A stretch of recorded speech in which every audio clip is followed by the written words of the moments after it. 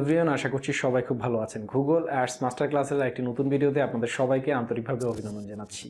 আজকের ভিডিওতে আমরা শিখবো আমরা যে গুগলের ডিসপ্লে ক্যাম্পেইন করব, সেই ডিসপ্লে ক্যাম্পেইনের জন্য আমরা যে অ্যাড ক্রিয়েটিভগুলো তৈরি করব, অর্থাৎ যে ব্যানারগুলো তৈরি করে আমরা বিভিন্ন জায়গায় বিভিন্ন প্ল্যাটফর্মে আমরা অ্যাডগুলো দিব, সেই ব্যানারগুলোর বা সেই অ্যাড ক্রিয়েটিভগুলোর সাইজ কী ধরনের হয় এবং কি কি প্ল্যাটফর্মের জন্য বা কোন কোন প্ল্যাটফর্মের জন্য কোন কোন সাইজের আমরা অ্যাড ক্রিয়েটিভ ব্যবহার করব, সেই বিষয়টা আজকের ভিডিওতে জানার চেষ্টা করব। আমরা অনেকেই জানি আমরা যখন গুগল ডিসপ্লে ক্যাম্পেইন করি বিভিন্ন ওয়েবসাইটের ব্লগে, বিভিন্ন অ্যাপসের মধ্যে, অথবা বিভিন্ন ইউটিউব ভিডিও বা বিভিন্ন ভিডিও মার্কেটিং প্ল্যাটফর্মগুলোতে আমরা দেখি যে ডিসপ্লে অ্যাডগুলো শো হচ্ছে। আমরা দেখি বিভিন্ন প্ল্যাটফর্মের ভিতরে যখন আমরা ডিসপ্লে ক্যাম্পেইন করে থাকি, যেমন কোনো ওয়েবসাইটে যদি আমরা ডিসপ্লে ক্যাম্পেইন করি, ওয়েবসাইটের হেডারে এক ধরনের অ্যাডের সাইজ দেখা যায়, ওয়েবসাইটের ফুটারে এক ধরনের অ্যাডের সাইজ দেখা যায়, ওয়েবসাইটের সাইডবারে এক ধরনের অ্যাড ক্রিয়েটিভ দেখা যায়। তাহলে এই অ্যাড ক্রিয়েটিভগুলো বিভিন্ন প্ল্যাটফর্ম বা বিভিন্ন স্লট অনুযায়ী বিভিন্ন সাইজের হয়ে থাকে। তো আমরা যদি না জানি কোন প্ল্যাটফর্মের জন্য বা কোন প্লেসমেন্টের জন্য কী ধরনের বা কী সাইজের অ্যাড ক্রিয়েটিভ ব্যবহার করতে হবে, তাহলে কিন্তু আমাদের অ্যাডটা কখনোই অ্যাক্টিভ হবে না বা অ্যাপ্রুভ হবে না,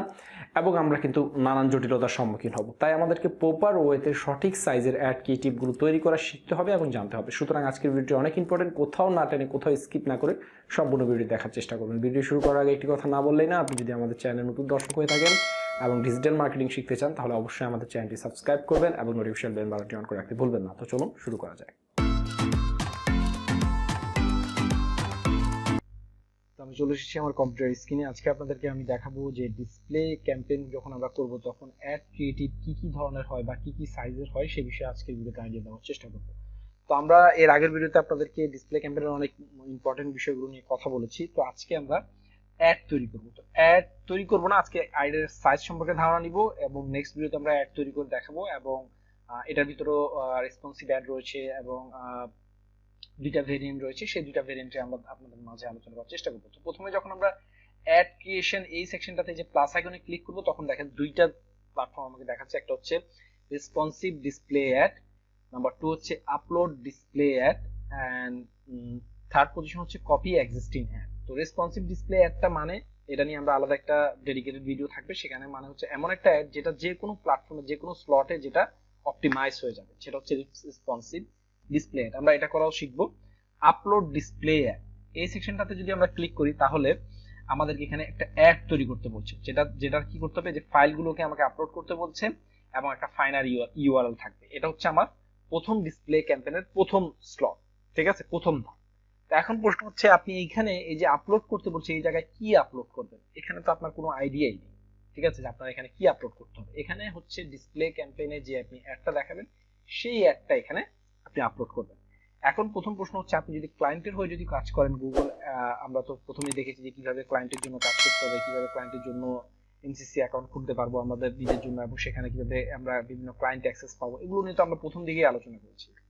তো এখন আমি আপনাদের বলি, যদি ক্লায়েন্টের জন্য কাজ করেন, ক্লায়েন্টের যদি নির্দিষ্ট রিকোয়ারমেন্ট থাকে যে আপনি এত সাইজ ইনটু এত সাইজের অ্যাড আমার জন্য রান করবেন, সেক্ষেত্রে সেই ধরনের অ্যাড আপনার তৈরি করতে হবে। তো অ্যাড তৈরি করার জন্য আপনি হয়তো বিভিন্ন মার্কেট প্লেস থেকে যারা ডিজাইনার রয়েছে তাদেরকে হায়ার করে আপনি বিভিন্ন সাইজের অ্যাড তৈরি করতে পারেন। আবার ছোটখাটো কিছু জ্ঞান থাকলে, অর্থাৎ আমরা কিছু টুলসের মাধ্যমে, যেমন ফটোশপ CS6 রয়েছে, তারপর হচ্ছে ক্যানভা রয়েছে, কিছু টুলসের সাহায্যে আমরা খুব সহজেই কিন্তু এই ধরনের অ্যাড তৈরি করে ফেলতে পারবো। সেটা আমি দেখাবো আপনাদেরকে কিভাবে আসলে তৈরি করতে হবে।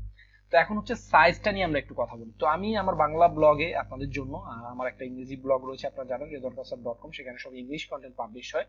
পাশাপাশি যারা ইংরেজি বুঝতে যাদের সুবিধা হয়, একটু অসুবিধা হয়, বা ইংরেজি যারা বুঝেন না, তাদের জন্য আমি কি করেছি, বাংলা একটা ব্লগ তৈরি করেছি। সেই বাংলা ব্লগে আমি আপনাদের জন্য আজকে সকালবেলা একটা পোস্ট দিয়েছি, সেটা হচ্ছে গুগল অ্যাড সেকশনে আপনারা গুগল অ্যাড এর ডিসপ্লে সাইজ কত হবে এটা নিয়ে আমি একটা আর্টিকেল লিখেছি।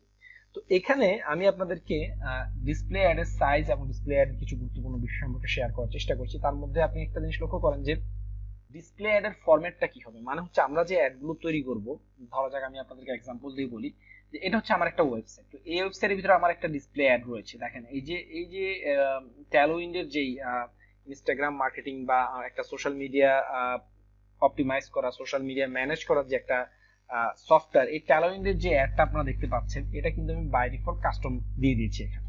তো এটা যদি আপনারা গুগল অ্যাডস এর মাধ্যমে যদি এই স্লটে যদি আপনারা একটা অ্যাড দিতে চান, তাহলে সেক্ষেত্রে সেই সাইজটা কেমন হতে পারে? সেই সাইজটা হতে পারে 250 × 250 এই অ্যাডের সাইজ। হ্যাঁ, একটা স্কোয়ার একটা সাইজ। এই যে দেখেন, এখানেও আরেকটা আমি সেম একই ধরনের কাস্টম অ্যাড ব্যবহার করেছি। ঠিক আছে, এগুলো কিভাবে তৈরি করতে হয় সেটা আমরা শিখবো গুগল অ্যাডস এর থ্রুতে। ঠিক আছে, তো এবার দেখেন এই ওয়েবসাইটে যদি আপনারা আসেন, এই ওয়েবসাইটের উপরে দেখবেন হেডার, এই যে উপরে যে হেডার সেকশনটা রয়েছে, এই হেডার সেকশনে আমার একটা কাস্টম বাই ডিফল্ট আমি একটা ব্যানার ইউজ করছি, যেটার সাইজ হচ্ছে 728x90। আমি যদি আরেকটু যদি আপনাকে স্পেসিফিক ভাবে যদি বলি, আপনি যদি পপ আপ, এই যে দেখেন বিজ্ঞাপন, এটা হচ্ছে একটা ভিডিও, একটা অ্যাড। ঠিক আছে, এটা দেখবো না আমরা এখন।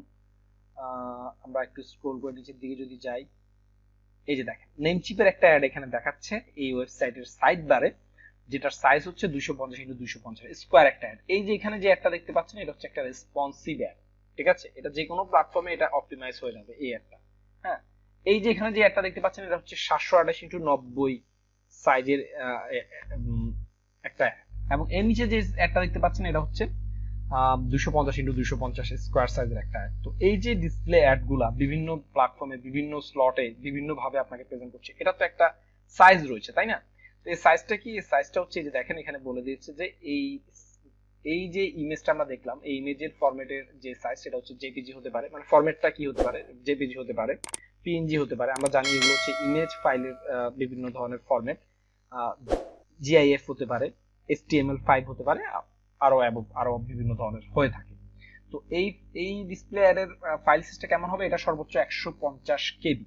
অর্থাৎ আমরা যে অ্যাডগুলো তৈরি করব, এই যে অ্যাডটা, এই অ্যাডের সাইজ অবশ্যই হাই রেজলিউশন, আপনি একটা যদি ইমেজ ব্যবহার করেন, হাই রেজলিউশন যদি কোনো কনটেক্সট ব্যবহার করেন, আপনার এটার সাইজ বা এমবিটা বেড়ে যাবে। তো সেক্ষেত্রে কম্প্রেস করে নিতে হবে। কম্প্রেস করার বিভিন্ন টুলস আছে, আমরা সেগুলো নিয়ে আলোচনা করবো নেক্সট ভিডিওতে। তো এবার দেখেন ডিসপ্লে অ্যাড গুলো দেখতে কেমন হবে। ডিসপ্লে অ্যাড গুলো সাইজ গুলো আমি কিছুটা আপনাদের আইডিয়া দিচ্ছি। 300x200 দিয়ে যদি দেন, তাহলে সেক্ষেত্রে স্কোয়ার আকারে হবে। 300x50 দিলে এক্ষেত্রে এরকম ছোট হবে। বিভিন্ন অ্যাপসে যদি আমরা অ্যাড দিই, সেক্ষেত্রে এরকম 300x50 এই ছোট সাইজের অ্যাড গুলো ব্যবহার করব। এরপর দেখুন 200x250, এটা মোস্ট ইউজেস একটা সাইজ। এরপর 200x200, এগুলো কিন্তু গুগলের অফিসিয়াল ওয়েবসাইট থেকে নেওয়া, এগুলো আমার তৈরি করা না। এই ইমেজ সোর্স গুলো আমি গুগলের অফিসিয়াল সাইট থেকে নিয়েছি। আচ্ছা, এখানেও দেখেন এই যে হেডারে যদি ইউজ করি 728x90, হ্যাঁ, আবার যদি এরকম লং স্কাই স্ক্যাপার অ্যাড যদি ইউজ করতে চাই, সেক্ষেত্রে 300x600, সবগুলো অ্যাডই আমরা তৈরি করা শিখবো। হ্যাঁ, এবার দেখেন ডিসপ্লে অ্যাডের বিভিন্ন সাইজ। স্ট্যান্ডার্ড অ্যাড সাইজ যদি বলি, এই যে এখানে কিছু সাইজ আমি দিয়ে দিয়েছি, আপনারা একটু কাইন্ডলি কষ্ট করে আমার এই ভিডিও ডেসক্রিপশন বক্স চেক করলেই এই আর্টিকেলটা পেয়ে যাবেন। সেই আর্টিকেলটা আপনারা সেভ করে রাখতে পারেন। যখন আপনারা তৈরি করবেন, তখন আপনারা কি করতে পারেন, এই অ্যাডের সাইজ গুলো বা এই অ্যাডের আইডিয়া গুলো নিতে পারেন, যে ব্যানার অ্যাড গুলো কিরকম হয়, লিডার বোর্ড অ্যাড গুলো কিরকম হয়, যে স্কাই স্ক্যাপার, হ্যাঁ, 120x600, খুবই পাওয়ারফুল কিছু অ্যাড এগুলো। ওয়াইড স্কাই স্ক্যাপার 160x600, হ্যাঁ। তো এই ধরনের অ্যাড গুলো তৈরি হয়। ব্যানার, স্কোয়ার, বিভিন্ন একটা অ্যাডের এক একটা নাম রয়েছে। ঠিক আছে, তো এটা হচ্ছে কি স্ট্যান্ডার্ড অ্যাড সাইজ। এরপরে আরো কিছু সাইজ রয়েছে, এটা হচ্ছে বেস্ট পারফর্মিং, মানে অনেকগুলো অ্যাডের তো সাইজের শেষ নেই, কিন্তু সবচেয়ে টপ পারফর্মিং, মানে সবচেয়ে বেশি ব্যবহৃত হয় যে সাইজগুলো, সেই সাইজগুলোর মধ্যে রয়েছে আপনার 300x250, 326x280, হ্যাঁ। তবে এক্ষেত্রে 728x90 সাইজটা সবচেয়ে বেশি ব্যবহৃত হয়। 300x250, এই টপ পারফর্মিং গুলোর ভিতরেও এই দুইটা সাইজ সবচেয়ে বেশি ব্যবহৃত হয়। ঠিক আছে, এরপর হচ্ছে অ্যাপস এর ক্ষেত্রে যদি ব্যবহার করেন, ওই যে অ্যাপসে আমি দেখেছিলাম ছোট আকারের যে অ্যাডটা, এই যে এখানে যে অ্যাডটা আমি আপনাদের দেখেছি, যে এই যে অ্যাডটা দেখেছি, এইরকম ছোট ছোট অ্যাড কিন্তু অ্যাপস এর ক্ষেত্রে ব্যবহৃত হয়। অ্যাপস এর ক্ষেত্রে যে দেখেন 320x50, 200x200, 250, এই সাইজের অ্যাড গুলো আপনারা ব্যবহার করবেন। ঠিক আছে, এরপরে বিভিন্ন রিজনাল, বিভিন্ন ডেমোগ্রাফিক অনুযায়ী বিভিন্ন অ্যাডের আবার সাইজ গুলো আবার বিভিন্ন ধরনের হয়ে থাকে। যেমন এই যে দেখেন panorama most popular size in Sweden এবং ফিনল্যান্ড। এই সাইজটা কি? সাইজটা হচ্ছে 980x120। এই প্যানোরামা সাইজটা সবচেয়ে বেশি ব্যবহৃত কোথায়? সুইডেন এবং ফিনল্যান্ডে। ঠিক আছে, তো ওই ধরনের ক্লায়েন্ট পাইলে সেক্ষেত্রে তাকে অবশ্যই আপনি সাজেস্ট করতে পারেন, এই অ্যাডটা তোমাদের এই সাইডে বেশি পপুলার। ঠিক আছে, এরপরে ইউরোপের ভিতরে সবচেয়ে কোনটা বেশি ব্যবহৃত হয়? 980x90। ঠিক আছে, এই সাইজের একটা ইউরোপ অঞ্চলে জিওগ্রাফিক্যালি বা রিজনাল কান্ট্রি ওয়াইজ এই ধরনের কিছু সাইজের বিষয় রয়েছে। ঠিক আছে, তো এভাবে আমরা যখন কোনো অ্যাড তৈরি করব, তখন আমরা অ্যাডের সাইজ গুলো বা অ্যাডের গুলো দেখতে কিরকম হয় সেই বিষয়ে কিছুটা আইডিয়া আমরা পেতে পারি ব্লগ আর্টিকেলটা পড়ে। এবং আমরা মোস্ট ইম্পর্টেন্ট যে বিষয়টা সেটা জানলাম, যে কোনো যখন আমরা ডিসপ্লে অ্যাড তৈরি করবো, তখন সেটা 150 kbps এর উপরে যেন আমার অ্যাডটা না হয়। সেক্ষেত্রে সেটা আমার যে এখানে এই যে ডিসপ্লে অ্যাডের এখানে যে আমাকে আপলোড করতে বলছি, এই আপলোডের অপশনে এটা আপলোড হবে না। ঠিক আছে, তো তো এখানেও দেখেন আমি যে বিষয়গুলো বলেছি এখানেও সেই বিষয়গুলো বলেছি। You can upload image, ads, GIF, JPG, PNG.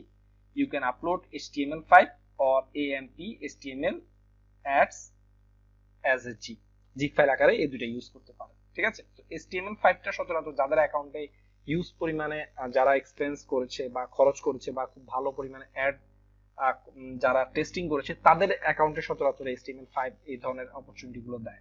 ঠিক আছে, নেক্সট ভিডিওতে আমরা চেষ্টা করবো ইনশাআল্লাহ আপনাদের সরাসরি আপনাদেরকে এই যেই ডিসপ্লে অ্যাড গুলো রয়েছে সেই ডিসপ্লে অ্যাড গুলো কিভাবে তৈরি করবেন সেটা আমি আপনাদেরকে খুব ইজিতে দেখানোর চেষ্টা করব। তো আজকের ভিডিওটা এই পর্যন্ত, আশা করছি ভিডিওটা আপনাদের সবার জন্য হেল্পফুল হবে। ডিসপ্লে অ্যাড এর সাইজ সম্পর্কে আপনি একটা খুব ভালো একটা ধারণা পেয়ে গিয়েছেন। যদি ভিডিওটি ভালো লাগে অবশ্যই ভিডিওতে একটি লাইক দিবেন। আর আমার